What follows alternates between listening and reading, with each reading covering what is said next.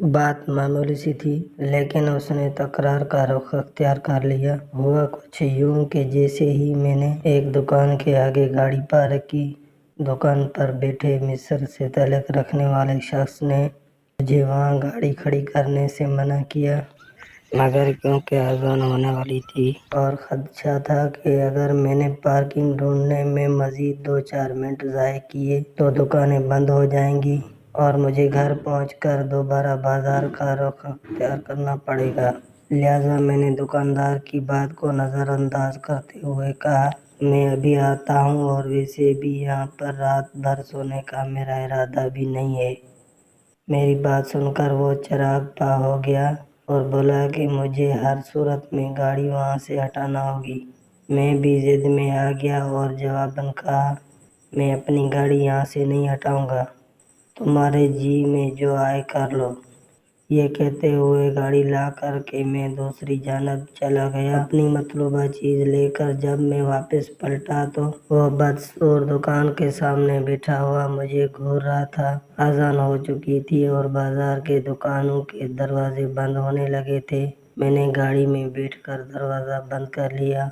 फिर यकायक मेरे जहन में ये बात आई कि न मैं उस मिस्री शख्स को जानता हूँ और न वो मुझे। अगर मैं अभी यहाँ से चला गया, ख़वामख़वाह उसके दिल में मेरी तरफ से बल्कि तमाम पाकिस्तानियों की तरफ से एक गलत तस्वर हमेशा बरकरार रहेगा। लिहाजा क्यों न मैं पहल करते हुए इससे अपने रवैये की माफ़ी मांग लूँ। इस ख्याल के आते ही मैं अपनी गाड़ी से उतरा और उस मिस्री शख्स के पास पहुंचकर कहा, मेरे भाई, अगर तुम्हें मेरी कोई बात बुरी लगी है तो मुझे माफ़ कर दो, क्योंकि गलती मेरी ही थी। मुझे तुम्हारी दुकान के आगे गाड़ी नहीं खड़ी करनी चाहिए थी।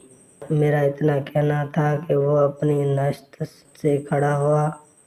पहले तो उसने मेरे हाथ चूमे, फिर माथे पर बोसा दिया और उसके बाद ज़ारों कतार रोना शुरू कर दिया। मेरी समझ में नहीं आया कि यकायक इसे क्या हो गया है। कुछ देर बाद उसने हिचकियाँ लेते हुए कहा कि तुम यकीन करो, ज़िंदगी में तुम मुझे पहले शख्स मिले हो जिसने अपनी गलती तस्लीम की है। अगर आज सब मुसलमान इसी तरह अपनी गलती तस्लीम करते हुए दूसरे से माफ़ी तलाश कर लें तो इससे अच्छी और क्या बात हो सकती है। उसने मज़ीद कहा, तुम्हारी तरफ से मेरा दिल बिल्कुल साफ़ हो गया। वाकई तुम पाकिस्तानी बहुत अच्छे हो। अब रोने की बारी मेरी थी कि मेरे ज़रा से झुकने से उसने न सिर्फ मुझे बल्कि पूरी कौम को अच्छा करार दे दिया।